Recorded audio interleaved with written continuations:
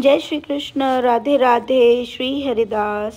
और ये सुंदर सी प्यारी सी परसों की लीला है जो मैं आपको बता रही हूँ। समय कम था इसलिए मैं बता नहीं पाई, क्योंकि तैयारी चल रही है, क्योंकि 14 तारीख की बसंत पंचमी भी है। उसकी भी लाला की पोशाकें, श्रृंगार और बाकी भी बाहर की कुछ सेवाएं हैं, तो उन सब की तैयारी हम लोग लगे हुए हैं। और साथ ही साथ हमारे कन्हैया का जन्मदिन भी है 7 तारीख को, जो कि सोना के साथ ही मनाया जाता है। तो वो सब तैयारियों में लगे हैं। और आज भी लीला की है वही कन्हैया ने, आपको मालूम है क्या किया होगा। तो खैर, अभी मैं परसों की लीला बता रही हूँ आपको। एक महिला है जो बहुत सारी चांदी पहने हुए है और सीधे पल्लू में उसने साड़ी पहनी हुई है, और वो सीधे पल्लू में आती है बहुत सारी चांदी वांदी पहन के और अंदर एंटर करती है। साथ में उसके हाथ में एक लड़का है, लड़के ने ग्वाला वाला कपड़ा पहना हुआ है, मोटे मोटे खड़ुए पैर में हैं, बहुत मोटे मोटे। और ऐसे ही उस स्त्री के भी शरीर पे सब चांदी है, ऊपर से नीचे तक झम झम झम झम। और वो ये करते हुए अंदर प्रवेश करती है और वो कहती है, कहाँ है? अरे कहाँ है तू? ऐसे करके। तो सेविका देखती है और सेविका कहती है, किसको ढूंढ रही हो आप? कौन हो आप? तो कह रही, अरे वो कहाँ है? दिव्या, दिव्या ढूंढ रही हूँ। कहाँ है दिव्या? तो बोली, दिव्या तो वहाँ है। तो सेविका सोच रही है, भगवान कौन है ये इतनी तेज तर्रार औरत, हमारे घर में बिना पूछे अंदर आ गई है, कौन है कौन ये सब। तो तभी वो स्त्री जो है इधर उधर देखती है, उसे मैं दिख जाती हूँ और वो मेरे से बात करने के लिए एक तरफ आ जाती है और हम दोनों की वहाँ पे वार्तालाप चल रही है। वो जो छोटा बच्चा है उसका थोड़ा सा पेट निकला हुआ है और उसने मोटा मोटा काजल अपनी आंखों में लगाया हुआ है। वो सेविका के पास जाके बैठ जाता है। सेविका उसकी आंखों को देखकर पागल हो रही है।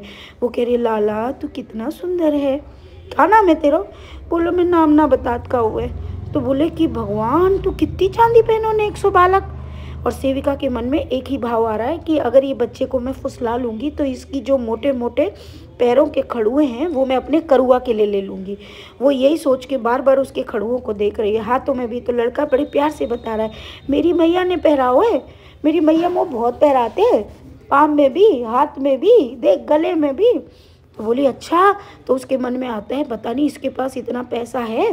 तो बोले, हमारे गांव में वो बहुत है, हमारे गांव में। तो बोले, तू कहाँ से आओ है? बोलो, मेरी बहुत सखी हैं, मैं इनके संग रहती। तो वो सोचती है कि क्यों ना मैं इस बच्चे को थोड़ा सा फुसला के देख के आऊँ, ये कितने मतलब किसका बच्चा है, कुछ तो पता चलेगा। और वो यहाँ से जो है इस तरीके से बच्चे से बोल के, और सेविका जो है बोलती है कि तू अपने गांव मुझे ले चलेगा? तो वो कहता है, हाँ मैं ले चलूँगा। और जैसे ये बोलती है तो सेविका देखती है कि तुरंत किसी स्थान पर पहुंच गए हैं। और स्थान कैसा है? जहाँ पर बहुत सारा गोबर भी है और 2 बच्चियाँ जो हैं, थोड़ी सी बड़ी उम्र है, ज़्यादा बड़ी नहीं है, मतलब छोटी हैं, वो लीप रही हैं, चौका लगा रही हैं गोबर से। जब वो लगा रही है तो सेविका कहती है, लाओ, ऐसे थोड़ी लगाते हैं, मैं लगा देती हूँ। तो वो जो बच्चा है वो कह रहा है, हाँ हाँ लगा, तू लगा लगा। तो वो छोरी कह रही है, हाँ कौन है तू? आई बड़ी, मैं लगा रही हूँ। हम ना काम कर रहे, दिख रहे ना तो है कि हम काम कर रहे, इतनी देर से आ गई बड़ी कि हम लगा दें, छोड़ हम खुद लगा लेंगे। तो कह रही, ले मैं तो मदद ही करना चाह रही थी, बड़ी अजीब लड़की है यहाँ की। तो वो कहता, तो काम करना ना, तो लीपना ना। बोले, हाँ मैं लीप दूंगी, तू कहेगा तो उसके मन में क्या है, पर मैं लीपूंगी तो मुझे कुछ मिलेगा क्या? बोले, हाँ हाँ पैसा मिलेंगे, पैसा, तू लीप दे चल। तो वो एक दिखाता है कि पहाड़ के पास एक मंदिर सा है, वहाँ पर ना वो गोबर दिखाता है और बोलते हैं यहाँ पे लीप दे। तो सेविका जो है वहीं पे लीप देती है। जब वो लीपती है तो बहुत सुंदर सा वहाँ पे लिप जाता है। और वहाँ पे ना 2 लड़कियाँ सामने से ऊपर मंदिर से उतरती हैं। वो देखती हैं, अरे वाह बड़ा सुंदर लीपो है तेने।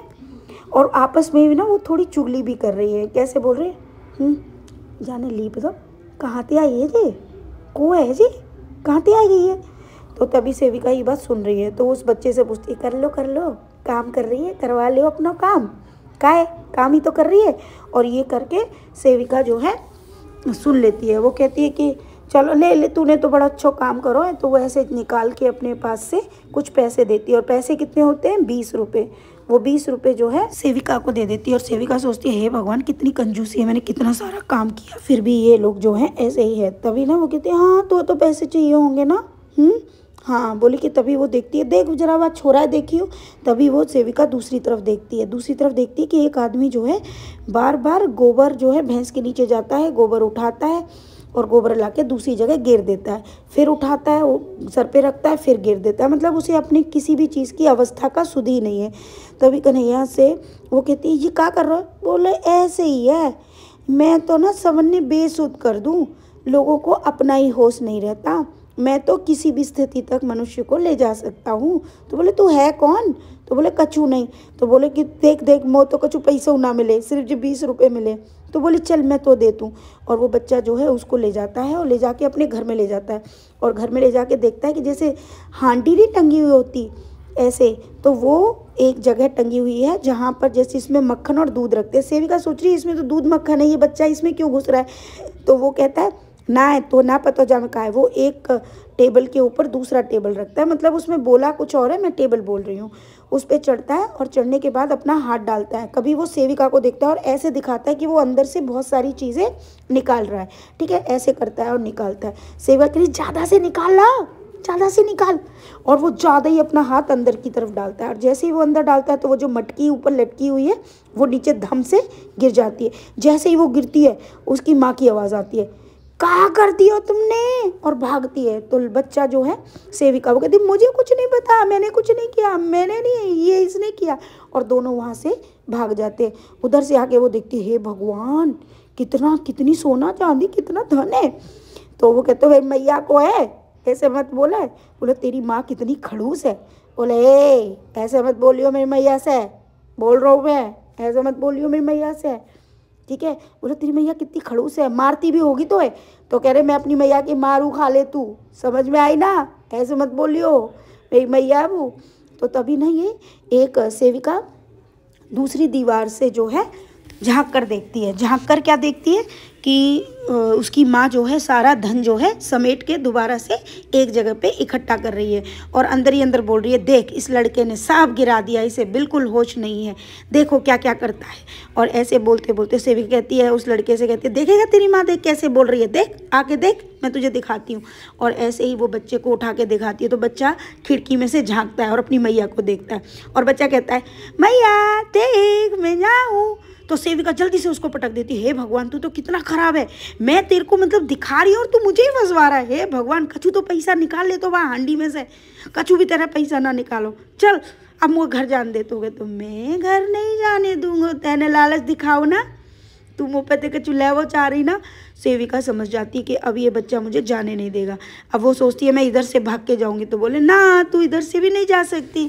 बोले मैं या लंगते भाग जाऊंगी। बोले काऊ दिशाते तू ना भाग सकत जब तक कि मैं नहीं चाहूँगा। तो सेविका प्लान करती है, वो सोचती है इस बच्चे ने तो मुझे फंसा ही दिया, आज मैं ऐसा करूँगी कि कहीं ना कहीं बच्चा है ना, ये तो बच्चे तो प्यार से मान जाते हैं, इसको ना कोई लालच देती हूँ और उस लालच में ना इसको प्यार से इसे मना लेती हूँ।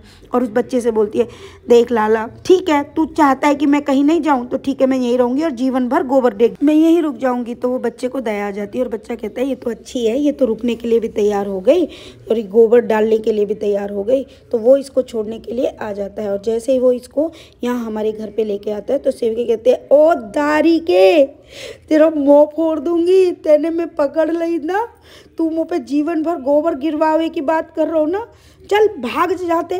कितना खराब लड़का है, कितनी गंदी जगह मुँह लेके गो, मुझ सब पता चल गई, मैं जो तेरी बातन में ना आऊँगी। और ऐसे बोल के जो है उससे कहती है। तो लाला कहते तेने मैं उल्लू बनाया हो, तेने मेरा उल्लू बनाया हो। बोलो हाँ मैं देख मेरो नाम भी सोना है सोना।